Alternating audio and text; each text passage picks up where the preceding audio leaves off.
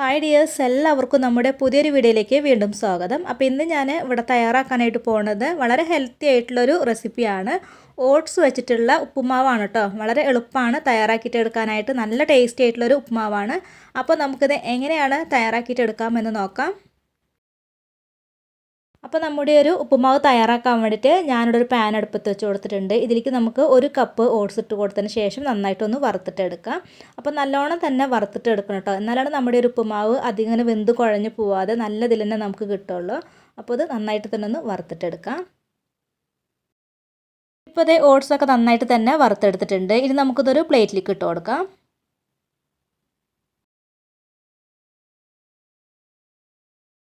Oats വറുത്തെടുത്ത kadai അടുപ്പത്ത് വെച്ച് കൊടുത്ത ശേഷം ഇതിലേക്ക് ഞാൻ 2 ടീസ്പൂൺ വെളിച്ചെണ്ണയാണ് ഒഴിച്ചു കൊടുക്കുന്നത്. വെളിച്ചെണ്ണ ചൂടായിട്ട് വന്നിട്ടുണ്ട്. ഇനി 1/2 ടീസ്പൂൺ കടുക് ഇട്ടിട്ടൊന്ന് പൊട്ടിച്ചിട്ടെടുക്കാം. കടുക് പൊട്ടിയ ശേഷം 1 ടീസ്പൂൺ ഉഴുന്നുപരിപ്പാണ് കേട്ടോ ഇട്ട് കൊടുത്തിട്ടുള്ളത്. ഈ ഒരു ഉഴുന്നുപരിപ്പിന് പകരം നമുക്ക് കടലപ്പരിപ്പും എടുക്കാവുന്നതാണ്. ഇനി ഇതിലേക്ക് ഞാൻ ചെറിയൊരു കഷ്ണം ഇഞ്ചി ചെറുതാക്കിയിട്ട് കട്ട് ചെയ്തതും 1 പച്ചമുളക് കട്ട് ചെയ്തതും കൂടെ ഇട്ട് കൊടുക്കുന്നുണ്ട്.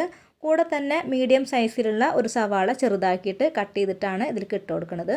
അപ്പോൾ ഈ ഒരു ഉഴുന്നുപരിപ്പ് ഒന്ന് മൂത്ത് വന്നതിന് ശേഷം വേണം കേട്ടോ നമ്മൾ ഈ ഒരു സവാള ഒക്കെ ഇട്ട് കൊടുക്കാനായിട്ട്. ഇനി ഇതെല്ലാം നന്നായിട്ടൊന്ന് വഴറ്റിയെടുക്കാം.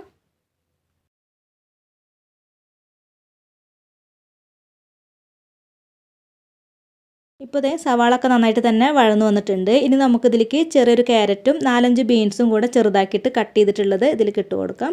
കൂടെ തന്നെ കുറച്ച് കറിവേപ്പിലും കൂടെ ഇട്ടിട്ട് ഇതിലേക്ക് നമുക്കിനി പാകത്തിനുള്ള ഉപ്പ് കൂടെ ചേർത്ത് നന്നായിട്ടൊന്ന് വേവിച്ചിട്ട് എടുക്കാം. ഈ ഒരു ക്യാരറ്റും ബീൻസൊക്കെ നന്നായിട്ടൊന്ന് വെന്ത് വരുന്ന വരയ്ക്ക് ഇതുപോലെ ഇങ്ങനെ ഒന്ന് ഇളക്കി കൊടുക്കാം.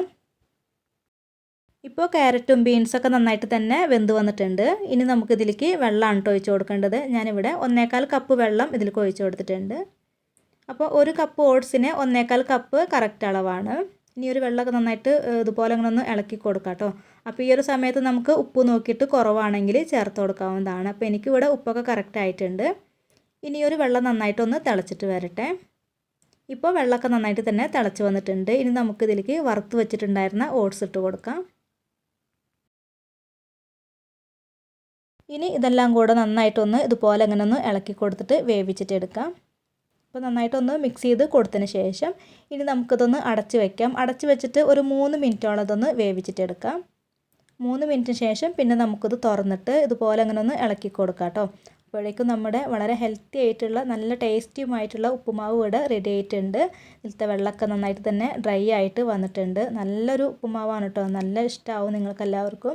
ഈ ഒരു രീതിയിൽ ട്രൈ ചെയ്തിട്ടില്ലെങ്കിൽ തീർച്ചയായിട്ടും എല്ലാവരും ഒന്ന് ട്രൈ ചെയ്യണേ. അപ്പോൾ ട്രൈ ചെയ്തിട്ട് അഭിപ്രായങ്ങൾ കമൻറ്റ് ബോക്സിൽ അറിയിക്കണം കേട്ടോ.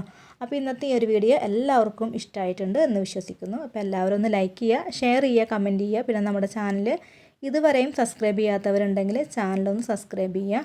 അപ്പോൾ ഇനി അടുത്ത നല്ലൊരു റെസിപ്പിയുമായി വീണ്ടും വരാം. ബൈ. താങ്ക്